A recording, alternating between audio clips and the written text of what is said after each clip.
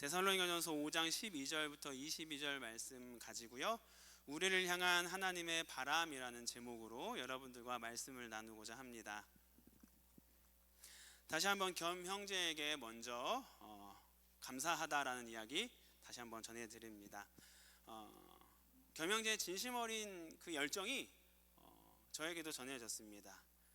그래서 저도 흔쾌히 한번 따라가 보았습니다. 그리고 그 현장에서 은혜를 맛보았는데요, 참 좋았습니다.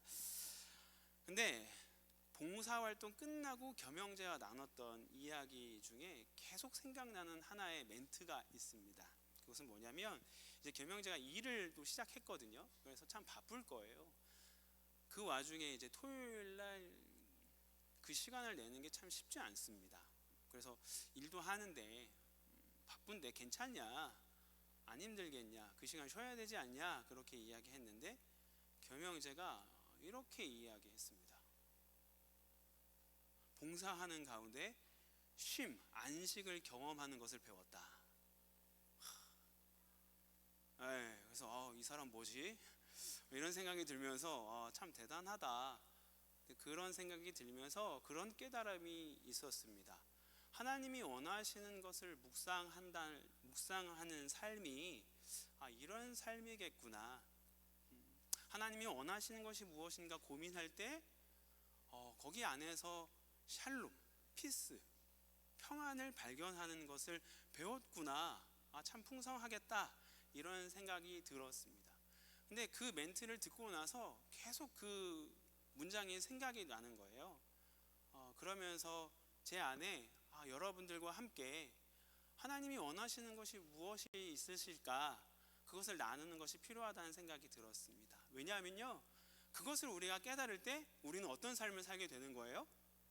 풍성한 삶이 무엇인지를 발견하며 살아가게 되기 때문입니다.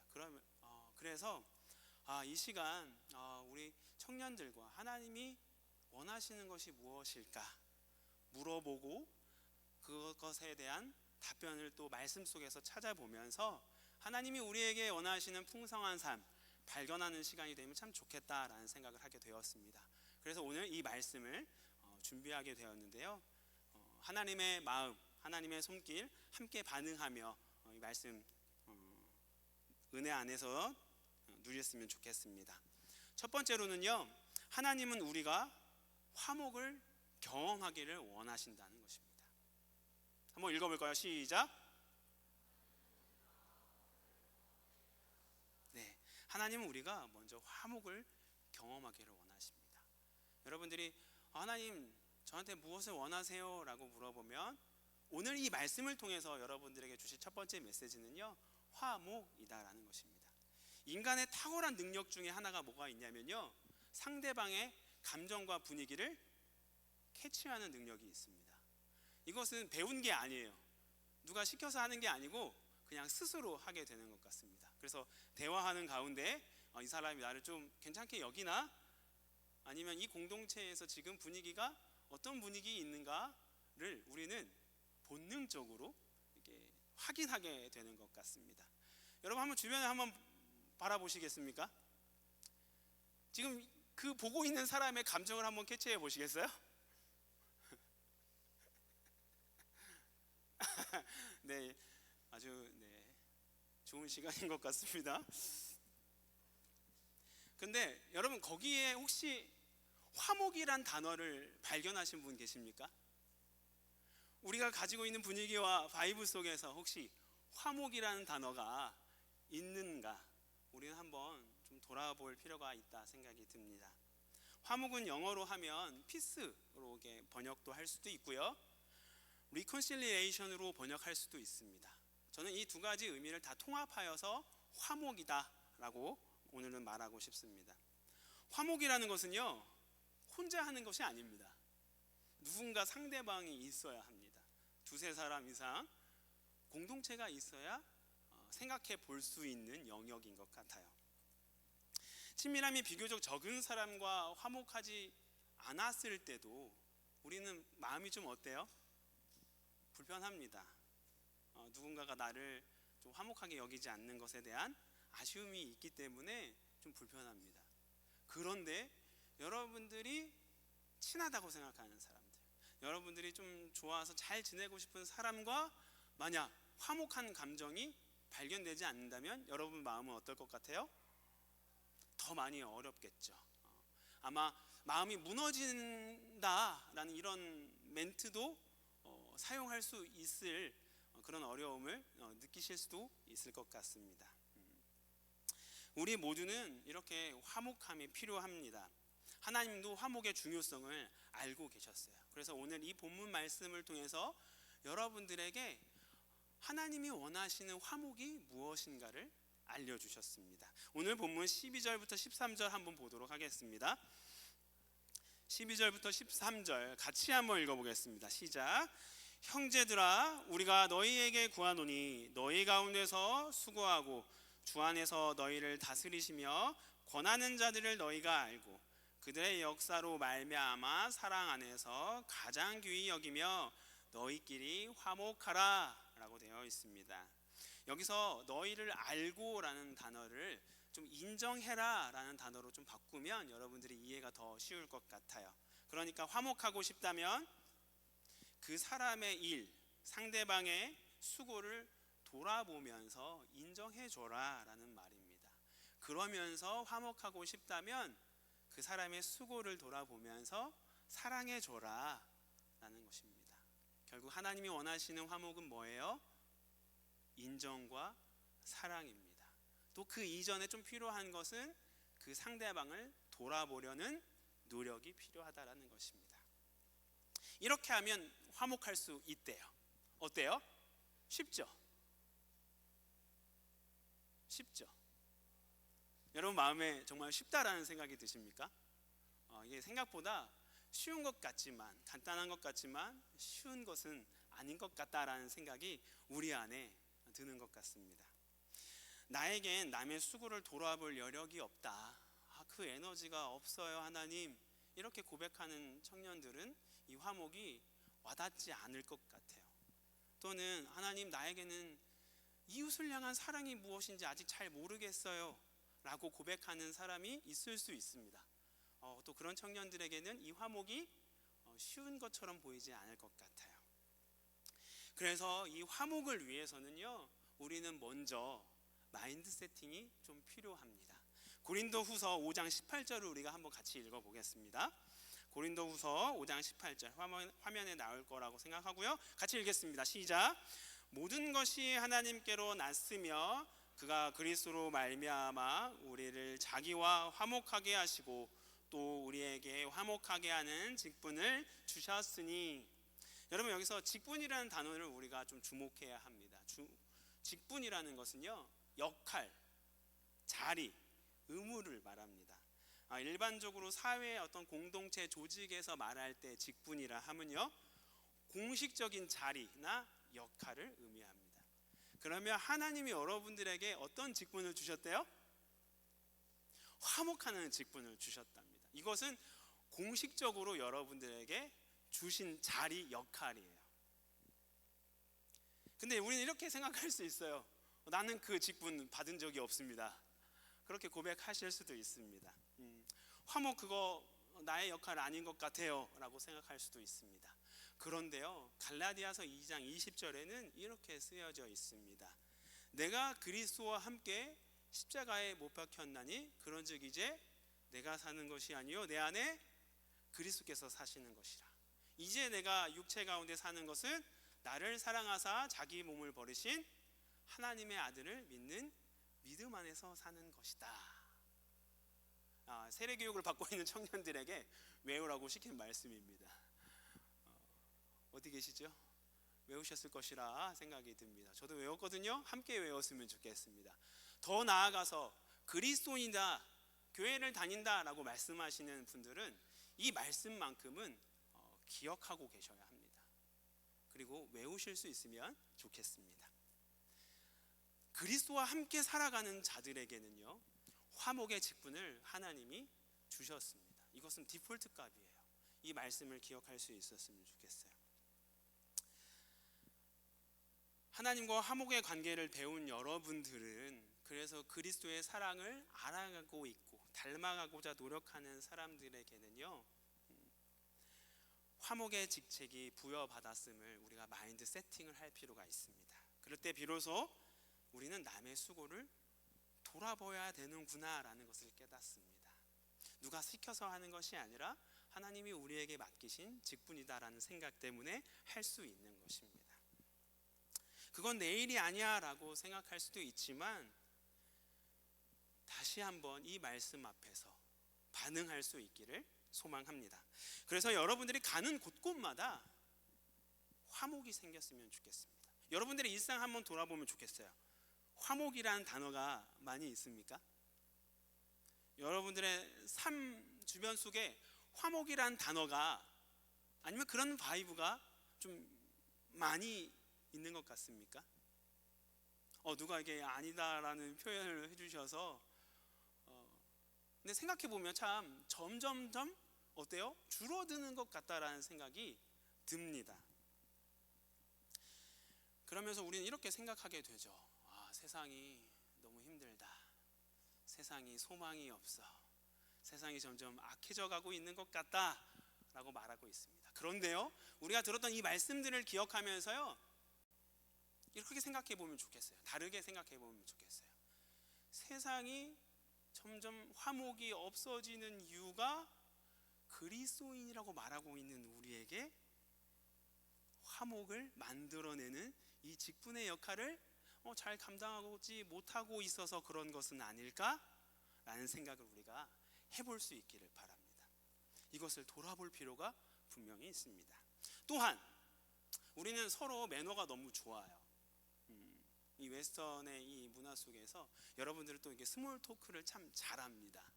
그런데요, 우리가 매너가 좋아서 또 스몰 토크에 대한 문화가 익숙해서 지금 관계 안에서 뭔가 불편함은 없는데, 그래서 이게 화목인가?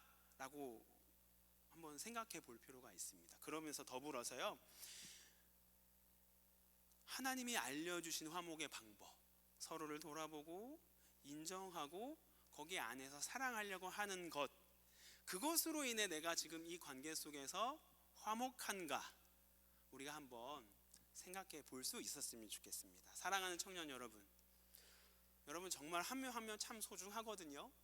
하나님은 여러분들에게 화목을 원하십니다. 왜요? 여러분들이 그리스도 안에서 풍성한 삶을 살기를 원하시기 때문에 그렇습니다.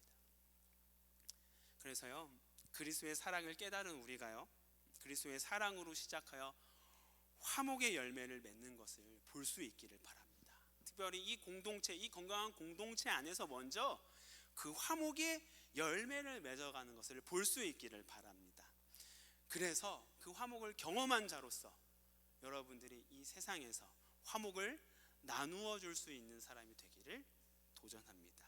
그럴 때 세상이 점점 악해져 간다라고 말하는 것이 아니라 세상이 점점 화목이 흘러가고 있는 것 같아요, 하나님이라고 고백할 수 있는 우리 여러분 되기를 소망합니다.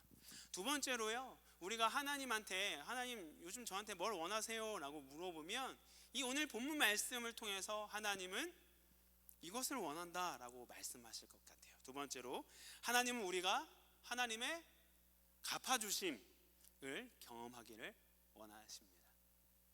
갚아주심을 여러분들이 경험하기를 원하세요. 여러분들 삶 속에서 참기 어려운 일들이 있으십니까?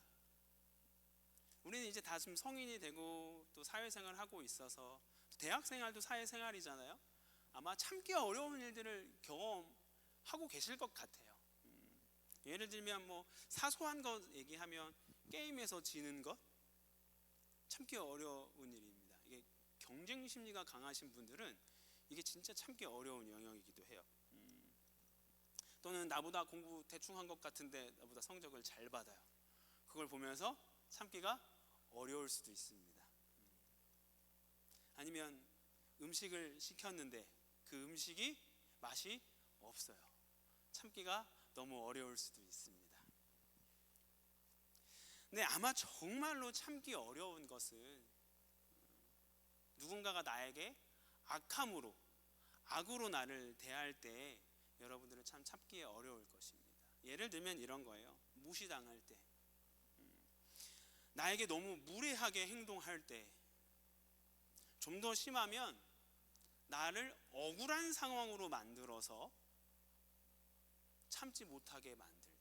근데 더 화가 나는 것은 그 억울함을 피할 기회조차 주지 않을 때 우리는 어때요? 이게 화가 치밀어 오를 겁니다. 그럼 여러분 마음에 이런 생각이 들 수 있어요. 한 대 칠까, 이런 생각이 들 수도 있습니다. 이처럼요, 우리는 누군가가 나를 악으로 대할 때 정말로 참기가 어렵습니다. 제가 한 말들 때문에 여러분들이 일상생활에 경험했던 그 악함, 생각이 떠오르실 수도 있어요. 여러분 그 생각을 가지고 이 말씀 보도록 하겠습니다. 근데 하필 하나님께서는 이렇게 말씀하십니다. 데살로니가전서 5장 14절에서 15절이에요. 같이 한번 읽어보겠습니다. 시작. 형제들아, 너희를 권면하노니 게으른 자들을 권계하며 마음이 약한 자들을 격려하고 힘이 없는 자들을 붙들어 주며 모든 사람에게 오래 참으라. 삼가 누가 누구에게든 악으로 악을 갚지 말게 하고 서로 대하든지 모든 사람들을 대하든지 항상 선을 따르라. 지금 우리 마음속엔 누군가가 나한테 악함을 행한 것이 머릿속에 떠올랐는데, 그래서 또 잃어버렸던 약간의 분노가 생각이 나려 하는데, 하나님은 우리에게 오늘 이 말씀을 주십니다. 악을 선으로 갚아라 라고 말씀하고 계세요. 그러면 우리는 이렇게 대답할 수밖에 없어요. 하나님, 그럼 답답해서 어떻게 삽니까? 어느 정도는 좀 PR도 하고 어느 정도는 나도 화를 낼 수 있다. 그것을 나의 공동체나 사회생활 하는 그 바운더리 안에 좀 보여줘야 내가 쉬운 사람이 아니구나 라고 하면서 상대방들이 나를 좀 잘 대하지 않겠습니까? 이런 고백할 수밖에 없거든요. 그런데 여러분들이 이 말씀 속에서 하나님의 숨겨진 메시지를 발견할 수 있어야 합니다.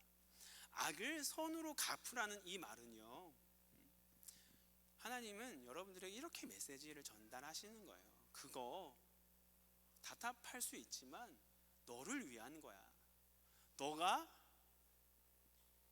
화목으로 살아갈 수 있는 방법인 거야 라고 말씀하시는 것입니다. 이게 무슨 말인가 한번 좀 예로 좀 설명을 드려보도록 하겠습니다. 누군가가 내 뒤에서 자꾸 비판을 한다고 생각해 보십시오. 험담이라는 단어로 표현할 수도 있을 것 같아요. 여러분 마음 어떠시겠어요?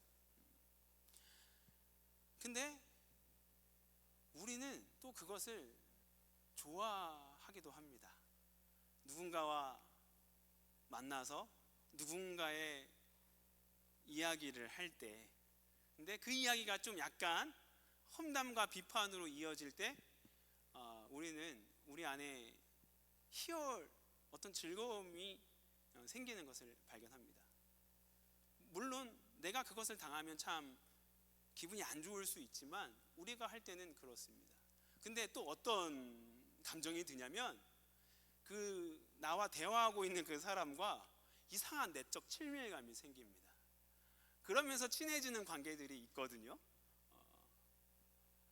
그런데 면밀히 살펴보면 그 현장에서 어떤 일이 발생하냐면 나와 함께 험담을 나누고 있는 그 사람 마음에 불신의 마음, 신뢰할 수 없는 마음이 생깁니다. 이 사람 여기서 이렇게 얘기하는 사람이었구나. 그러면 나중에 다른 사람 만나서 대화할 때 나에 대해서 그렇게 그 패턴으로 이야기할 수 있는 사람일 수도 있겠구나라는 생각을 하게 됩니다. 그러면서 어떤 마음이 들어요? 불신과 불안함의 마음이 생깁니다. 여러분, 이 관계 속에서 화목이 있어요? 이 관계가 불신의 불안함의 관계로 바뀌는 것을 보게 됩니다. 그 불안감은요, 생각보다 틀린 적이 없는 것 같습니다. 그 험담의 열매들이 돌아 결국 누구한테 와요? 나한테 오거나 돌아 내 사랑하는 사람한테 가는 것을 보게 됩니다. 그래서요, 성경에서는 이와 관련된 또 말씀을 우리에게 보여주시는데요, 시편 109편 17절에 이렇게 쓰여져 있습니다. 그가 저주하기를 사랑하더니 그것이 자기에게 임하고 축복하기를 기뻐하지 아니하더니 복이 그를 멀리 떠났다. 근데 이것을 신약에서도 나오는데요, 마태복음 7장 1절에서 2절은 또 이렇게 표현하고 있습니다. 비판을 받지 아니하려거든 비판하지 말라. 너희가 비판하는 그 비판으로 너희가 비판을 받을 것이요 너희가 헤아리는 그 헤아림으로 너희가 헤아림을 받을 것이니라. 여러분, 그런데 여기서 이 말씀들을 기억한다면 누군가 그 험담의 현장에서 여러분들이 있을 때 나는 그 대화 속에서 험담과 비판이 아닌 하나님이 생각하시기 선한 것으로, 선한 멘트로 대한다면 그 악의 꼬리가 어떻게 될까요? 돌고 돌아 나한테 올까요? 돌고 돌아 내 사랑하는 사람한테 그 비판이 넘어갈까요? 여러분들이 선을 선택할 때 그 악함의 흐름이 끊어지는 것입니다. 여러분, 누군가는 악함을 시작했다면 누군가는 그 악을 끊어내는 사람이 있어야 되지 않겠습니까? 그래야 세상이 아름다워지지 않겠습니까? 근데 세상이 지금 아까도 얘기했다시피 팍팍하다면 누군가가 이것을 끊어내는 사람이 없거나 아니면 옛날에는 좀 많았었는데 현저하게 줄어들었거나 일 수도 있지 않을까요? 상상해 보십시오. 우리 공동체가 악을 끊어내는 사람이 차고 넘친다면, 이 밴쿠버 땅의 그리스도인이라고 말하는 사람들이 하나님이 원하시는 방법으로 악을 내 선에서 끊어내는 사람들이 차고 넘친다면 우리한테 흘러 들어오는 것은 악이 아니고 선이겠구나, 우리는 생각할 수 있겠죠. 그 생각으로 여러분들이 이 말씀을 받을 수 있었으면 좋겠습니다. 근데 이런 감동의 상상을 하고 있는데 초를 치는 사람들이 있을 수 있어요. 너무 좋은데 너무 힘들지 않겠냐, 그게 뭐 이론이나 가능하지 정말 가능하겠느냐라고 물어본다면 저는 그 사람들에게 이렇게 말씀을 드리도록 하겠습니다. 로마서 12장 19절 말씀입니다. 그리고 여러분들에게도 동일하게 이 말씀을 다 나누고 싶어요. 같이 읽겠습니다. 시작. 내 사랑하는 자들아, 너희가 친히 원수를 갚지 말고 하나님의 진노하심에 맡기라. 기록되었으되 원수 갚은 것이 내게 있으니 내가 갚으리라고 주께서 말씀하시니라. 제가 두 번째로 하나님께서 원하시는 것은 하나님의 갚으심을 경험하기를 원하신다라고 말씀드렸습니다. 그 갚으심이 이것입니다. 여러분들이 악의 고리를 끊어내고 선을 갚는 것을 선택했을 때 여러분 마음 가운데, 여러분들의 상황 가운데는요, 답답함과 억울함과 손해라는 것이 무조건 따라옵니다. 안 따라올 수가 없어요. 하지만 그럼에도 불구하고 우리가 그것을 선택할 수 있는 이유는 이 말씀을 우리가 믿기 때문입니다. 그리고 이 말씀을 여러분들이 많이 경험하면 경험할수록 여러분 삶 속에서 하나님의 갚으심을 경험하게 되는 것입니다. 여러분, 하나님의 갚으심이 존재한다고 믿으십니까? 여러분, 하나님의 갚으심이 여러분 삶 속에 있다고 믿으십니까? 네, 조금 커졌어요. 한 번 더 하면 조금 더 커질 것 같아요. 하나님의 갚으심이라는 것이 정말로 이 땅 가운데 존재한다고 여러분 믿으십니까? 아멘이죠. 여러분, 이 은혜를 여러분들이 발견하기를 하나님이 원하신다는 것입니다. 하나님은요, 여러분들에게 차고 넘치는 풍성한 삶을 허락하신 분이십니다. 여러분들의 상황을 다 알고 계시고 헤아리시는, 이해하고 계시는 분이십니다. 그래서 여러분들이 악함 속에서 나를 지키기 위해, 내 이웃을 지키기 위해, 내 사랑하는 사람을 지키기 위해 이 고리를 끊어내겠다, 끊어내고 선을 선택했을 때 하나님은 다 알고 계셔서 뭐 하신다? 갚으신다라는 것입니다. 이것을 이해하고 발견해나고 이 맛을 점점 더 많이 알아 고백할 수 있는 여러분 되기를 소망합니다. 그래서 그런 분들은 저한테 찾아와 주시면 좋겠어요. 그래서 다음 주에 간증하자, 다다음 주에 간증하자, 그렇게 이야기하고 싶습니다. 여러분, 하나님의 돌보심, 하나님의 갚으심 믿고 발견할 수 있는 우리 삼성의 청년 여러분 한 명 한 명 되기를 도전합니다. 아멘. 네, 너무 고맙습니다. 세 번째로는요, 하나님이 우리에게 원하시는 것이 무엇이 있을까 고민했을 때 오늘 본문 말씀을 통해서 발견할 수 있는 것, 마지막 세 번째는요, 하나님은 우리에게 하늘의 기준이 있음을 알고 경험하기를 원하신다는 것입니다. 하늘의 기준? 그게 뭐지? 조금 더 디테일하게 설명하면요,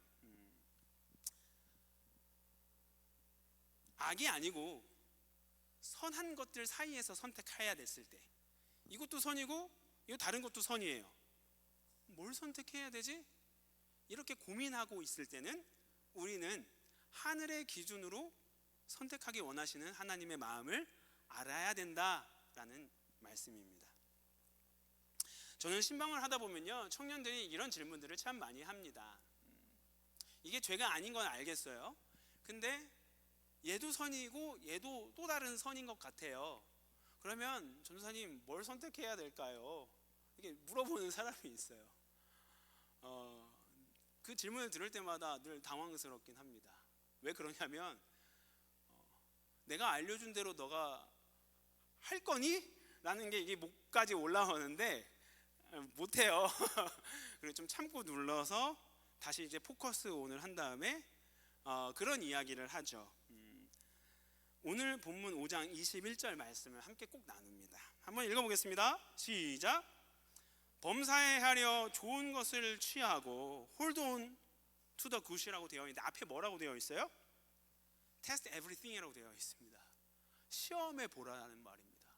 이 시험 무슨 말이지? 조금 이 시험이라는 단어가 어려울 수 있고 좀 불편할 수 있어요.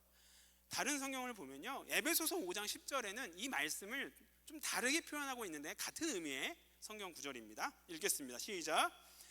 주께 기쁘시게 할 것이 무엇인가 시험하여 보라.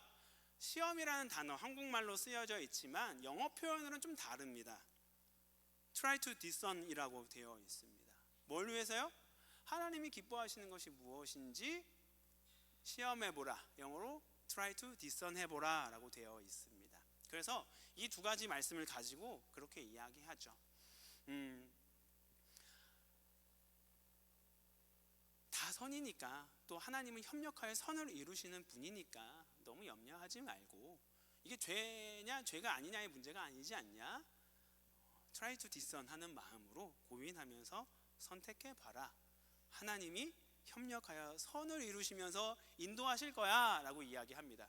그런데 거기서 마음이 시원해져 보이는 청년들은 좀 적은 것 같아요.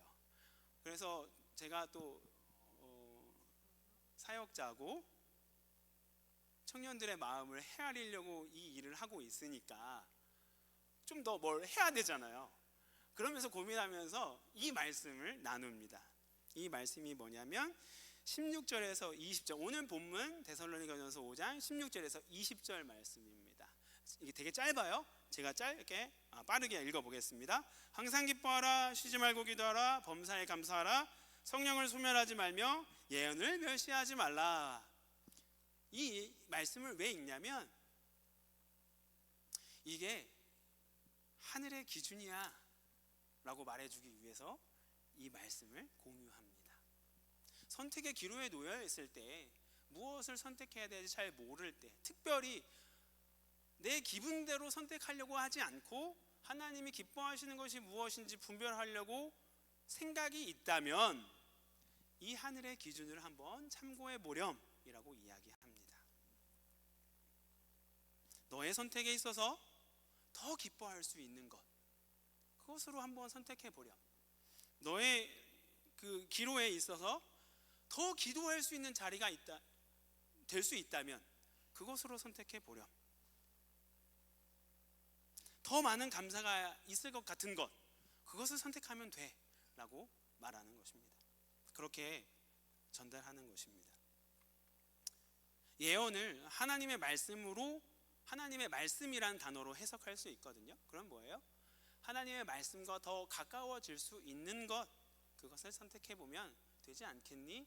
라고 이야기합니다. 이것이 오늘 여러분들에게 주신 하늘의 기준이다 라고 말하고 싶습니다. 제가 방금 저의 신방의 스토리를 여러분들에게 설명드렸지만 이 청년과 나눈 신방의 이야기는 오늘날 여기 계신 모든 분들에게 동일하게 해당되는 것이다 라고 생각합니다. 지금은 좋은 것들 사이에서 선택할 일이 없을 수도 있어요. 그래서 공감이 잘 안 될 수도 있습니다. 그러나 이 예배당을 나간 순간부터 여러분들은 또 다시 수많은 선택의 기로에 놓이게 될 것입니다. 그리고 여러분들은 그 선택의 기로 앞에 불안감을 숨길 수가 없을 것입니다. 왜냐하면 청년일 때 선택의 기로가 어려운 이유는 이것이 나의 미래에 얼마나 어떻게 영향을 끼칠지 모르기 때문에 더 신중해집니다. 그래서 선택이 어려운 것입니다. 이때 여러분들은 하나님이 우리에게 원하시는 것, 하늘의 기준을 기억할 수 있기를 바랍니다. 물론 여러분들 나름 지금까지 살면서 가지고 있는 좋은 또 선택의 기준들이 있을 거예요. 여행 다녀오면 무조건 순댓국을 먹어야 한다. 축구하는 날이라면 나는 이 영상을 한번 꼭 보고 가야 한다. 그래서 그것과 똑같이 해봐야 한다. 이런 사소한 여러분들만의 선택의 기준들이 있을 것입니다. 조금 더 중요한 기준들도 있을 거예요. 나는 시험 공부를 하려면 최소 2주 전부터는 시작해야 돼 라는 이런 기준도 대학생들에게는 있을 것입니다. 직장을 선택해야 될 때 나는 돈을 많이 주는 것보다 그래도 집과 가까운 것이 더 중요하다, 이런 선택의 기준들이 있을 수 있어요. 여러분들 다 여러분 마이셀프 해가지고 트라이 투 디선한 기준인 것입니다. 너무 중요해요. 존중합니다. 하나님도 그것을 부정하지 않으실 거예요. 그런데 하나님은 거기다 덧붙여서 너가 트라이 투 디선 할 때 이 하늘의 기준도 한번 덧붙여서 생각해 보렴, 이렇게 말씀하실 것입니다. 그래서 내가 선택할 때 하나님과 함께 더 기뻐할 수 있는 것이 무엇인가 고민해 보기를 원하십니다. 더 감사할 수 있는 것이 무엇인가, 더 기도할 수 있는 자리가 무엇이 될 것인가, 더 말씀과 가까워질 수 있는 것이 무엇이 될 수 있을 것인가, 그것을 여러분들이 고민하며 선택할 수 있기를 바랍니다. 여러분, 이것이 하늘의 기준인데 정말로 이 기준대로 여러분들이 좀 살아볼 수 있게 이 시간 도전이 되었으면 좋겠습니다. 왜냐하면 여러분들이 하나님 안에서 풍성한 삶이 무엇인지 발견할 수 있는 중요한 키가 되어줄 것이기 때문입니다. 제가 3주 동안 데살로니가 전서에 대한 말씀을 나누었습니다. 중요한 포인트가 뭐예요? 그리스도인의 삶은 풍성할 수밖에 없다 였습니다. 그런데 나의 그리스도의 삶이 진짜 풍성한가? 우리는 고민할 수밖에 없죠. 그런데요, 여러분, 화목하게 원하시는 그 하나님의 마음을 생각해보고 하나님의 갚아주심이 있음을 정말로 신뢰하며 나아가고, 특별히 내가 선택해야 될 때 하나님의 기준, 하늘의 기준을 참고하여 선택해 볼 때, 그때 비로소 무엇이 일어나냐면 그리스도의 삶이 풍성하구나, 하나님 감사합니다 라는 고백을 할 수 있을 것입니다.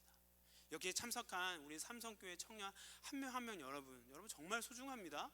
제가 그 소중함을 느끼는데 하나님은 얼마나 여러분들을 보시면서 소중하게 생각하시겠습니까? 정말로 소중히 여기시는 여러분들인데요, 하나님이 여러분들에게 그것을 원하십니다. 하나님의 값하심이 있음을 기억할 수 있기를 바랍니다. 하나님의 화목하심이 있음을 기억할 수 있기를 바랍니다. 하늘의 기준이 있음을 기억하며 그것을 한번 try to discern 하면서 선택해 볼 수 있는 이번 한 주 되기를 바랍니다. 벌써 10월이 되었어요. 다음 주면 추수감사절이에요. 다다음 주 눈 감았다 뜨면 크리스마스일 거예요. 시간 정말 빨리 가거든요. 여러분, 풍성함이 무엇인지 모르고 살아가지 않기를 바랍니다.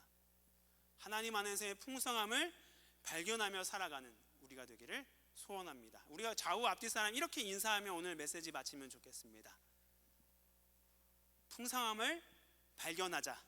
같이 한번 나눠볼까요? 네, 고맙습니다. 같이 찬양할 텐데요,